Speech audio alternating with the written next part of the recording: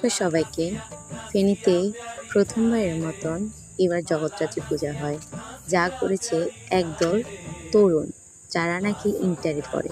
সত্যি ব্যাপারটা খুবই প্রশংসনীয় ছিল। তো শুরুতে আমরা যখন যাই তখন প্রায় পূজার কিছু সময় চলে যায়, আমরা মুরুলে যাই 10টা-11টা করে যখন অঞ্জলি নিব। তো শুরুতে মায়ের আরতি হয়, তারপরে এই যে অঞ্জলি নেওয়ার জন্য আমরা অনেক প্রতীক্ষার পরে ফুল পাই।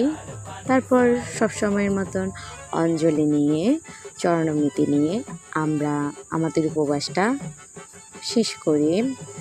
তো সব মূলত হচ্ছে যে এখানে এবার প্রথমবার অনুযায়ী তেমন কোনো দুপুরের প্রসাদের আয়োজন করেনি, তবে সামান্য পরিমাণে ফল প্রসাদ আয়োজন করে, যা প্রথমবার হিসেবে সত্যি অনেক বেশি ছিল।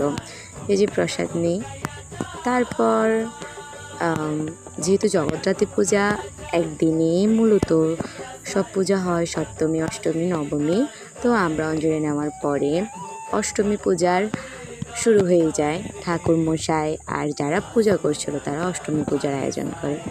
ব্যাস, এরপর হচ্ছে আমরা কিছু ছবি তুলি, এরপর বাড়ি চলে আসি।